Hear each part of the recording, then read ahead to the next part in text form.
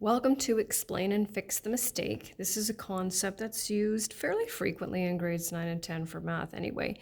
And it's to help us kind of recognize the errors that we make, right? Which we make all the time because we're human. So you need to be able to explain. So you have to watch your vocabulary a little bit. I don't think I'm too picky with these, but who knows? So because it says explain and fix the mistake, I guarantee that there's a mistake. In grade 9, I give students one mistake, and in grade 10, I usually, I'll give them one, possibly two.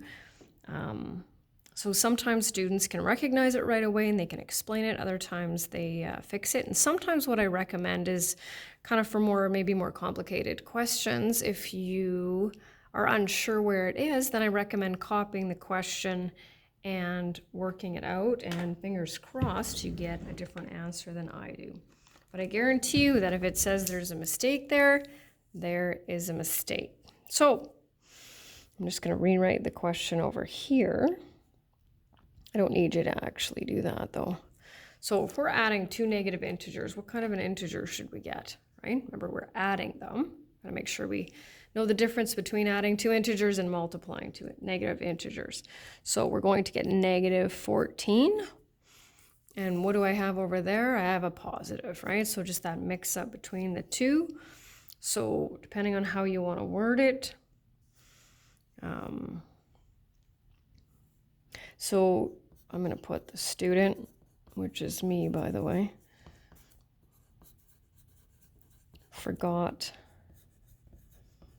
that adding two negative numbers, that's a weird looking V, equals a negative number. So in your explanation, be careful. Don't just write the student's answer is wrong or the answer is wrong, because I've already told you that. I need you to be more specific with that.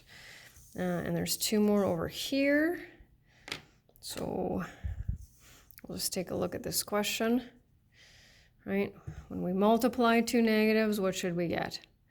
We should get a positive number, right? So it's pretty much the reverse of what we just finished working on here.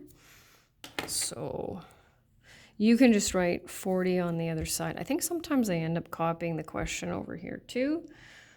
Student forgot.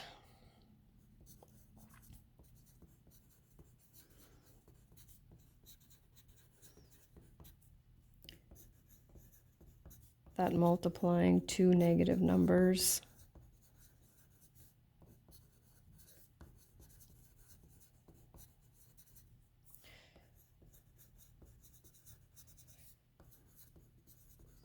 yields a positive answer.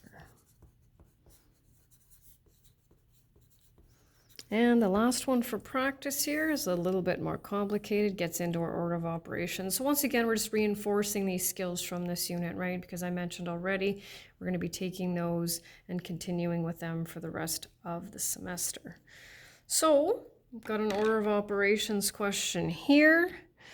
So chances are pretty good that the student did not follow the correct order of operations. So let's look at that first line, right? We have addition, multiplication, and subtraction. What should we do first?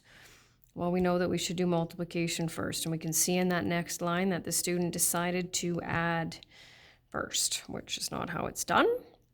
So in your explanation, I don't want to read the student did not follow BEDMAS. Be more specific, and you can either say the student should have multiplied before adding, or the student added before multiplying. It doesn't really matter to me how you word that, right?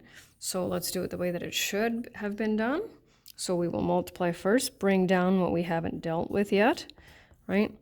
And now we're into our addition and subtraction, which we will do from left to right.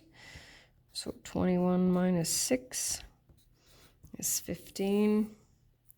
The student should have.